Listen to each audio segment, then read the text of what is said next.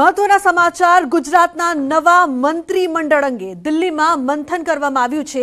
PM Modi અને અમિત શાહે આ મુદ્દે ચર્ચા પણ કરી છે। ત્યારે પ્રધાનમંત્રી આવાસ ખાતે મહત્વની બેઠક કરવામાં આવી છે। આ બેઠક 6 કલાક સુધી ચાલી હતી અને મહત્વની બેઠકમાં મહત્વની ચર્ચાઓ પણ થઈ। ભૂપેન્દ્ર પટેલ મંત્રીમંડળના નામ પર મહોર લાગી છે તો ભૂપેન્દ્ર પટેલ અને પાટીલ બેઠકમાં હાજર રહ્યા હતા। ભૂપેન્દ્ર પટેલ અને પાટીલ ગુજરાત પરત ફર્યા છે। तो महत्वपूर्ण समाचार आ महत्वनी बैठक बाद कया कया मंत्रीओनो समावेश थशे ते तमाम मुद्दाओं पर 6 कलाक सुधी बैठक में चर्चा थई छे अने आ बैठक में कोने पसंदगी करवामां आवशे ते तमाम बाबतों पर चर्चा बाद भूपेन्द्र पटेल परत फर्या छे गुजरात में। पीएम मोदी अने अमित शाहे आ तमाम मुद्दे चर्चा करी हती जे बाद भूपेन्द्र पटेल अने पाटील गुजरात परत फर्या छे। तो नवुं मंत्रीमंडळ केवुं हशे ते तमाम बाबतों अंगे चर्चा करवामां आवी छे। उल्लेखनीय है कि 6 कलाक सुधी आ बैठक में चर्चा करवामां आवी छे। प्रधानमंत्री आवास खाते आ महत्वनी बैठक मळी हती जेना माटे मुख्यमंत्री अने सीआर पाटील गई काले दिल्ही गया हता अने चर्चा बाद तेओ गुजरात परत फर्या छे। त्यारे दिल्ही में नवा मंत्रीमंडळ अंगे मंथन करवामां आव्युं छे।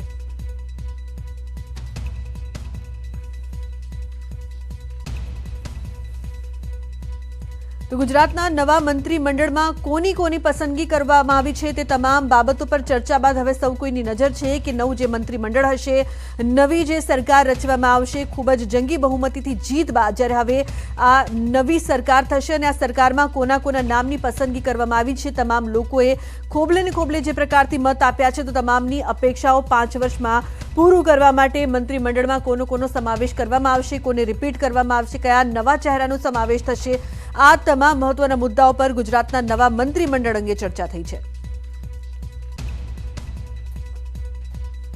तो फोन लाइन पर संवाददाता शंकर आनंद दिल्ली थी जोड़ाया है, तेमनी पासेथी वधु माहिती लईए।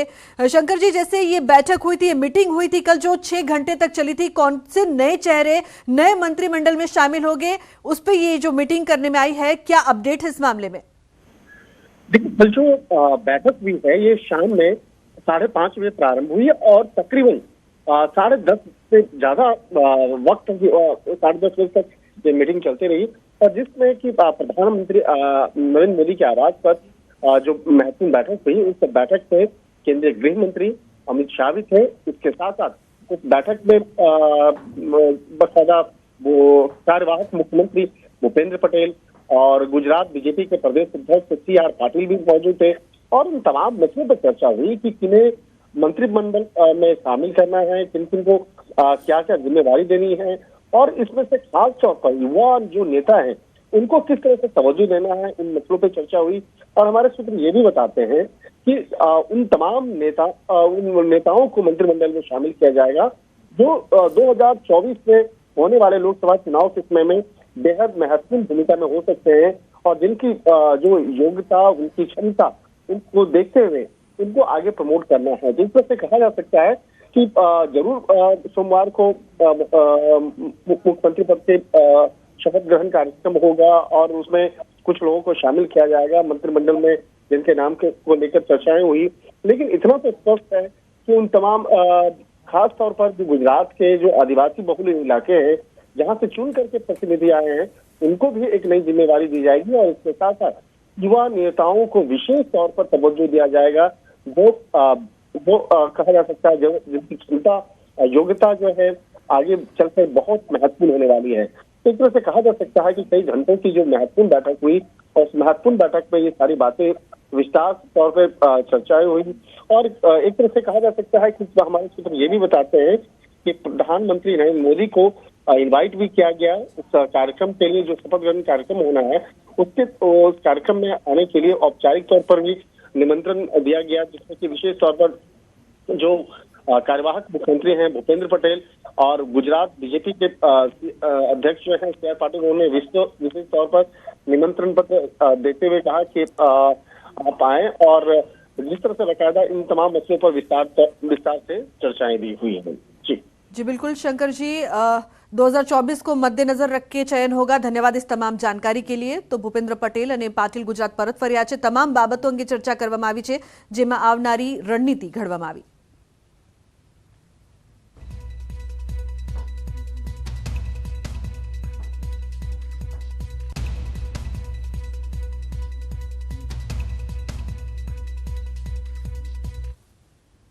તો મહત્વપૂર્ણ સમાચાર રાજકોટથી સામે આવી રહ્યા છે। રાજકોટમાં સામૂહિક આપઘાત મામલે ધરપકડ કરવામાં આવી છે। મોટા અને મહત્વપૂર્ણ સમાચાર, રાજકોટમાં સામૂહિક આપઘાત કરવામાં આવ્યો હતો અને તે મામલે હવે ધરપકડ કરવામાં આવી છે। ટીઆરબી જવાન સહિત 2 વ્યાજખોર પકડાયા છે। તો વ્યાજખોરોના ત્રાસથી સોની પરિવારને પગલું ભર્યું હતું। 10%થી વધુનું વ્યાજ કરતા હતા વસૂલ। ત્યારે ટીઆરબી ધર્મેશ સોલંકી, પ્રહલાદ જાડેજાની ધરપકડ કરવામાં આવી। કેસમાં હજુ 2 વ્યાજખોર પોલીસ ગિરફથી દૂર જોવા મળી રહ્યા છે।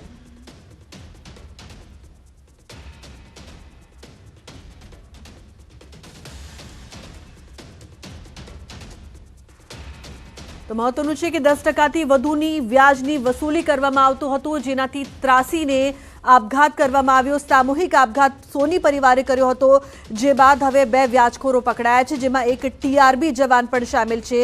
ઉલ્લેખનીય છે કે વારંવાર હેરાન કરવામાં આવી રહ્યું હતું, વ્યાજના પૈસા માંગવામાં આવી રહ્યા હતા, જેનાથી કંટાળીને સોની વેપારી પરિવારે આપઘાત કર્યો છે। ઉલ્લેખનીય છે પોલીસ દ્વારા તપાસ કરવામાં આવી રહી છે, જેમાં 2 વ્યાજખોરોની ધરપકડ કરવામાં આવી, જેમાં એક ટીઆરબી જવાન પણ સામેલ છે। રાજકોટમાં સામૂહિક આપઘાતના આ કેસમાં પોલીસ સતત પ્રયત્નશીલ જોવા મળી, ત્યારે હવે આ મામલે વધુ તપાસ પણ હાથ ધરવામાં આવી રહી છે।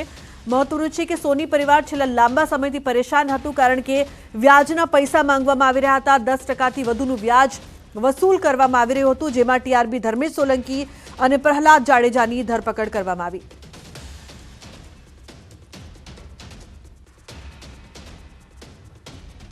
તો ઉલ્લેખનીય છે કે રાજકોટમાં એક સોની પરિવારે સામૂહિક આપઘાત કર્યો હતો, જે બાદ ચકચાર મચી ગઈ હતી અને આ સમગ્ર મામલે જે દોષી છે તેમની ધરપકડ કરવાના પોલીસ દ્વારા પ્રયાસ કરવામાં આવી રહ્યા હતા, જે બાદ સામે આવ્યું કે વ્યાજખોરો દ્વારા આ સોની પરિવારને હેરાન કરવામાં આવી રહ્યું હતું।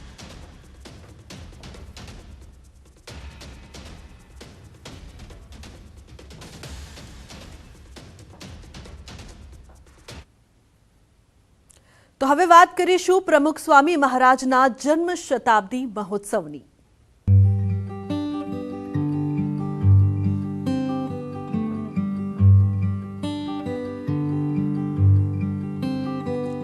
ભગવાન સહુનું ભલું કરે, આ વાક્ય સાંભળતા એક મહામાનવની મુખાકૃતિ આપણી નજર સમક્ષ સહજ રૂપે ઉપસી આવે। આ મહામાનવ એટલે કરુણાના સાગર, વાત્સલ્ય મૂર્તિ, પ્રગટ બ્રહ્મ સ્વરૂપ પ્રમુખ સ્વામી મહારાજ।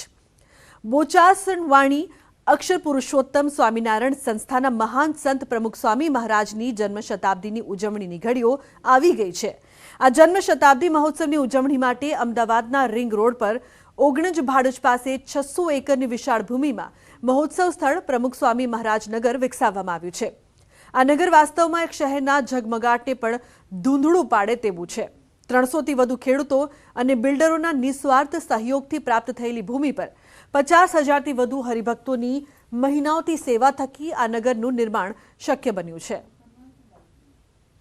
તો પ્રમુખ સ્વામી મહારાજ નગરમાં એક અલગ અને અનોખું નગર ઊભું કરવામાં આવ્યું છે। આગામી 14 ડિસેમ્બરે પીએમ નરેન્દ્ર મોદી તથા પ્રગટ બ્રહ્મા સ્વરૂપ મહંત સ્વામી મહારાજના હસ્તે આ મહોત્સવનું ઉદ્ઘાટન કરવામાં આવશે।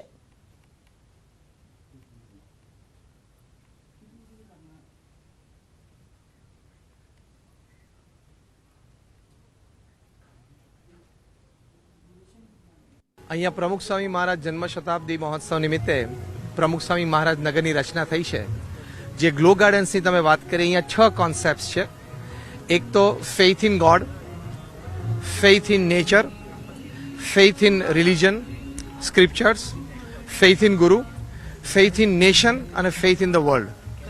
એ આપણને કેવી રીતે શ્રદ્ધા વધારે દરેકના હૃદયમાં, જેથી આપણને માનવ સમાજની વચ્ચે રહેવાનો એક આનંદ આવે। બીજું, ભગવાનની કર્તૃત્વ શક્તિનો અનુભવ થાય। ત્રીજું, કુદરતમાંથી આપણે ઘણું બધું શીખી શકીએ છીએ, જે આપણે આસપાસના સ્પોટ્સ છે।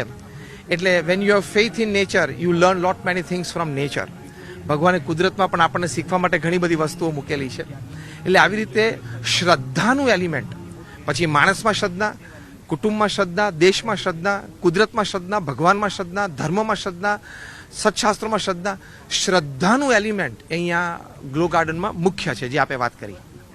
સ્વામીજી, આ જે જે અલગ અલગ જે સ્કલ્પચર મૂકવામાં આવે છે, દરેક આખા સ્વામિનારાયણ નગરમાં જે સ્કલ્પચર મૂકવામાં આવે છે દરેકમાં કંઈક ને કંઈક મેસેજ આપવામાં આવે છે, એ શું છે? દરેકમાં મેસેજ છે. સામે તમને અહીંયા રાણા પ્રતાપ અને ચેતક ઘોડાનું જે આખું સ્કલ્પચર દેખાય છે ત્યાં આપણે કરેજ શીખવાડે છે કે માણસે જીવનમાં હિંમતવાન રહેવું, કરેજિયસ રહેવું, હિંમત હારવી નહીં ક્યારે.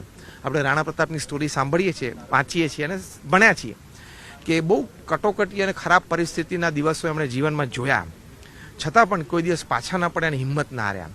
અહીંયા તમે 2 બકરીનું દ્રષ્ટાંત જુઓ છો કે એક પુલ ઉપર નદીના એ 2 બકરીઓ ભેગી થઈ ગઈ અને રસ્તો તો એક જ હતો, એક જ બકરી જઈ શકે એમ હતું. હવે બંને જો ઝઘડે ચડી હોત, બંને એકબીજા સાથે ટકરાત તો બંને નદીમાં પડત. પણ એક બકરી બેસી ગઈ અને બીજી બકરી એની ઉપરથી ચાલી ગઈ અને પછી એ બકરી પણ ચાલી ગઈ. એટલે અહીંયા મેસેજ છે કે જીવનમાં નમ્રતા રાખો, જીવનમાં વિવેક રાખો અને પ્રશ્ન આવે તો એકબીજાને સમજીને એ પ્રશ્નનું સમાધાન લાવવાનો પ્રયત્ન કરવો. એટલે આવા વેલ્યુઝ જે તમે કહો છો અહીંયા ગ્લો ગાર્ડન્સમાં બધાને જોવા મળશે, શીખવા મળશે. કેટલા ભક્તો દ્વારા જે છે આ ગ્લો ગાર્ડન તૈયાર કરવામાં આવ્યું છે અને જેઓએ પોતે અલગ અલગ સમય માટે પોતે અહીંયા શ્રમદાન આપ્યું? લગભગ 2 થી 2.5 હજાર જેટલા ભક્તો અહીંયા જે ગ્લો ગાર્ડન્સ જોવો છો અહીંયા પણ તૈયાર થયા છે અને અમદાવાદમાં માનસી ટાવર પાસે સેટેલાઇટમાં પણ BAPS મંદિર છે. તો ત્યાં આપણું જે સત્સંગ મંડળ છે તો બપોરે 1 થી સાંજે 6 વાગ્યા સુધી બધા બહેનોએ આ ગ્લો ગાર્ડન્સની તૈયારી કરી છે. સાંજે 6 વાગ્યા પછી બધા પુરુષો જોબ પરથી આવે તો રાત્રે 11 વાગ્યા સુધી એ લોકોએ તૈયારી કરી છે. એટલે અહીંયા પણ સ્વયંસેવકોએ કામ કર્યું છે અને ત્યાં ગ્લો ગાર્ડન્સનું કામ ત્યાં માનસી ટાવર સેટેલાઇટ પાસે પણ BAPS મંદિરમાં પણ થયું છે. પણ કોન્સેપ્ટ જે છે, આઈડિયાઝ જે છે એ અમારા વડીલ સંતો છે, પૂજ્ય નારાયણ મુનિ સ્વામી, પૂજ્ય બ્રહ્મવિહારી સ્વામી, પૂજ્ય અક્ષરવત્સલ સ્વામી, પૂજ્ય શ્રીજી સ્વરૂપ સ્વામી, આ બધા આગળના કોન્સેપ્ટ તૈયાર કર્યા અને એની ડિઝાઇન્સ તૈયાર થઈ અને એ પ્રમાણે અત્યારે આ ગ્લો ગાર્ડન્સ આપણને અત્યારે દેખાય છે. એક અદ્ભુત નજરાણું છે. આ ખાલી એન્ટરટેનમેન્ટ નથી, આ rich values of human life અહીંયા શીખવા મળશે. એટલે કદાચ પૃથ્વી ઉપર ગ્લો ગાર્ડન્સ તો ઘણા છે પણ thematic glow garden it is the first of its kind in the world. Thematic glow garden પહેલી વખત અને અમદાવાદનું ભાગ્ય, ગુજરાતનું ભાગ્ય કે અહીંયા પ્રથમવાર આ થઈ રહ્યું છે અને બધાને ખૂબ લાભ મળશે. અચ્છા, ભક્તોને શું અપીલ કરશો જે લોકો અહીંયા દર્શન માટે આવવાના છે, મુલાકાત માટે આવવાના છે, દરેક લોકો કંઈક અહીંયાથી પ્રેરણા શીખીને જાય તો શું અપીલ?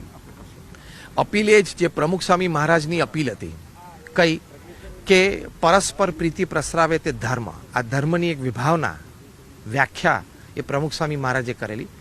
આ એમના શાનપણામાંથી, સત્શાસ્ત્રોના અભિપ્રાયમાંથી, એમના અનુભવ પરથી, કારણ કે એમને આટલું બધું વિચરણ દેશ પરદેશમાં કર્યું. તો દરેક ભક્ત કોઈ પણ સંપ્રદાયના હોય, દરેક મનુષ્ય આ પૃથ્વી પર છે, દરેક માટે પ્રથમ વાત, પહેલી અપીલ પ્રમુખ સ્વામી મહારાજની અને અમારી પણ, કારણ કે પ્રમુખ સ્વામી મહારાજનો જન્મ શતાબ્દી મહોત્સવ છે, કે પરસ્પર પ્રીતિ પ્રસરાવે તે ધર્મ. ધર્મની વ્યાખ્યા જ આ છે કે એકબીજા પ્રત્યે પ્રેમ રહે. બીજી અપીલ એ છે કે પ્રમુખ સ્વામી મહારાજનો જીવન સંદેશો, in the Joy of others lies hour on. બીજાના સુખમાં આપણું સુખ, એટલે અન્યને અનુકૂળ થવું, અન્યને મદદરૂપ થવું, અન્યની સેવા કરવી, અન્યને સમજવા, એ આખો એમના જીવન સૂત્ર ઉપર, એની જીવન ભાવના ઉપર આખું એક એક્ઝિબિશન છે અહીંયા, એ પણ લોકો જોઈ શકશે.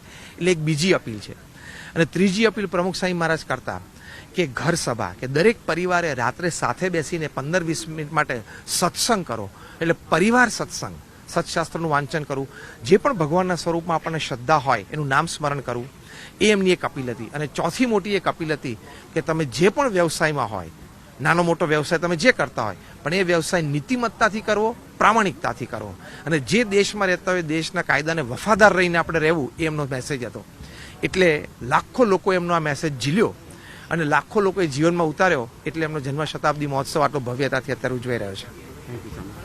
તો આ તો જ્ઞાન દર્શન સ્વામીજી, અને ખાસ કરીને હું દ્રશ્ય પણ આપને જે બતાવવાનો પ્રયાસ કરીશ કે જે આ ગ્લો ગાર્ડન જે છે તે તૈયાર કરવામાં આવ્યું છે અને જે અલગ અલગ જે પ્રતિમાઓ જે લગાવવામાં આવી છે, જે સ્કલ્પચર લગાવવામાં આવ્યા છે, અને તેમાં ક્યાંક ને ક્યાંક જે લોકો અહીંયા મુલાકાતે આવવાના છે તો આ સ્કલ્પચરમાંથી પણ લોકો પ્રેરણા મેળવે તે પ્રકારનું અદ્ભુત ગ્લો ગાર્ડન અહીંયા અમદાવાદના આંગણે જે છે તે તૈયાર કરવામાં આવ્યું છે. કેમેરામેન હરીશ શર્મા સાથે સંજય ટાંક, ન્યૂઝ 18 ગુજરાતી, અમદાવાદ. અથાગ પુરુષાર્થ આ આખા નગરની અંદર આયોજન અને નિર્માણની અંદર રહેલો છે.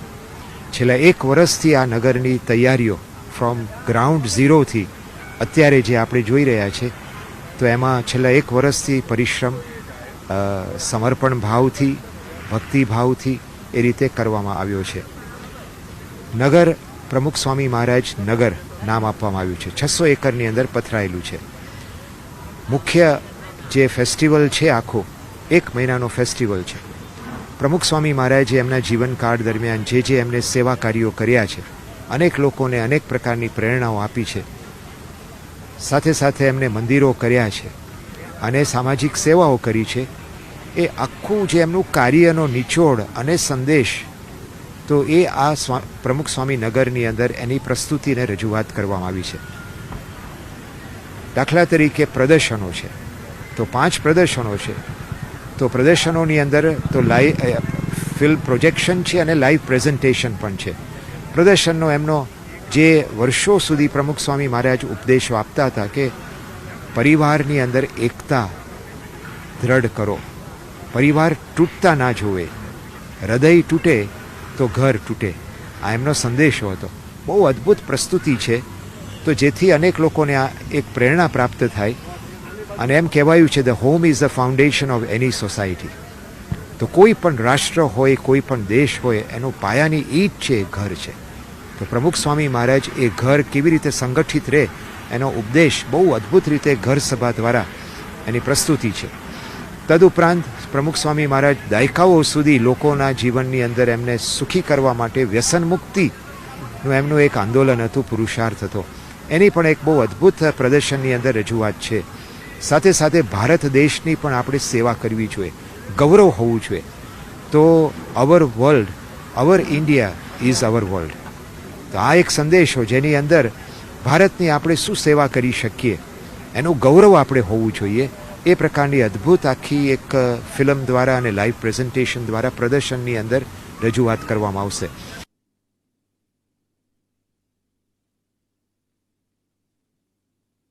તો પ્રમુખ સ્વામી મહારાજ નગરમાં એક અલગ અને અનોખું નગર ઊભું કરવામાં આવ્યું છે. આગામી 14 ડિસેમ્બરે પીએમ નરેન્દ્ર મોદી તથા પ્રગટ બ્રહ્મ સ્વરૂપ મહંત સ્વામી મહારાજના હસ્તે પ્રમુખ સ્વામી મહારાજ જન્મ શતાબ્દી મહોત્સવનું ઉદ્ઘાટન કરવામાં આવશે.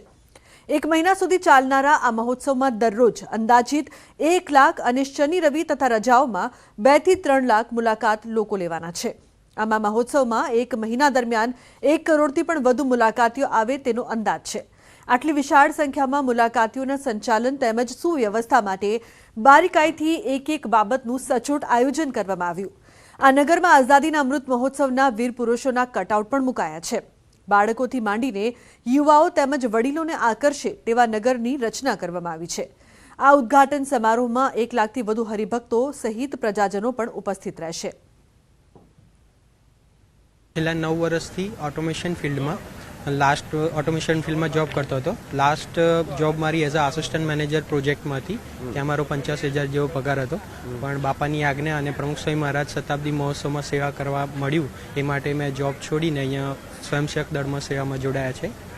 અહીંયા કેટલા સમયથી સેવા આપી? છેલ્લા 6 મહિનાથી સ્વયંસેવક દળમાં અમે સેવા આપી રહ્યા છે. શતાબ્દી મહોત્સવની જ્યારે શરૂઆત થઈ ત્યારે પ્રી સેવાની કેટલાક પૂર્વ તૈયારીની સેવાની શરૂઆત થઈ ત્યારે હું અને મારા પત્ની મેં બંને જણે સંકલ્પ કર્યો કે આપણે 6 મહિનાની સેવા કરવી છે. તો એ વખતે અમે બંને સેવાની અંદર હું 1 જૂનથી વાઇન્ડઅપ સુધીની સેવાની અંદર જોડાયો છું. મારા પત્ની પણ લગભગ છેલ્લા 2.5 મહિનાથી એ પોતે અહીંયા સેવાની અંદર જોડાયા છે. એટલે જ્યારે શતાબ્દી મહોત્સવની વાત આવી ત્યારે આમ મનમાં આવ્યું હતું કે શતાબ્દી મહોત્સવ પછી જોબનું કરવું પડશે, કેમ કે જોબ ચાલુ હતી એટલે આટલી બધી રજા તો શક્ય હતી ને, એટલે પછી રિઝાઇન કરી દીધું.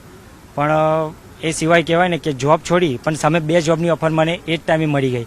એટલે જોબની તો કોઈ ચિંતા હતી જ નહીં. અમારા ગુરુ મહંત સાહેબ મહારાજે કીધું છે કે જે શતાબ્દીની સેવામાં જોડાશે એનો વ્યવહાર મહારાજ સ્વામી સંભાળશે. આઈટી એન્જિનિયર મતલબ આઈટી ડિઝાઇનર છું અત્યારે. અને હું ઓલમોસ્ટ પહેલાં એક કંપનીમાં જોબ કરતી હતી, ત્યાંથી લીવ મૂકી દીધું છે કારણ કે સેવામાં આવવું હતું. બાપાનો સંદેશ હતો કે મહારાજ સ્વામી જો સેવામાં આવશે શતાબ્દીની એ એમનો વ્યવહાર સંભાળી લેશે. તો બસ અત્યારે સેવામાં આવી છું અહીંયા. કેટલા વર્ષથી તમે આ જોબ કરતા હતા? એકચ્યુઅલી પહેલાં મારે 2 વર્ષનો ઓલમોસ્ટ એક્સપિરિયન્સ હતો અને હું અહીંયા જે નવી જગ્યા પર છે તો ત્યાં હું 6 મહિનાથી જોઈન થઈ હતી. અને ત્યારે મતલબ જ્યારે જોઈન થઈને ત્યારે ઓલમોસ્ટ સેવાની વાત આવી ગઈ હતી અને સેવા લખાવી પણ દીધી હતી 45 ડેઝ માટે. તો સેવા જ્યારે લખાવીને ત્યારે મેં લોકોને ઇન્ફોર્મ કરેલું હતું કે કંપનીમાં ઇન્ફોર્મ કરેલું હતું કે મને આટલા દિવસની મતલબ રજા જોઈશે આપણે ડિસેમ્બરથી જાન્યુઆરીમાં. તો ત્યારે એ લોકોએ કીધું હતું કે હા અમે આપી દઈશું આમને.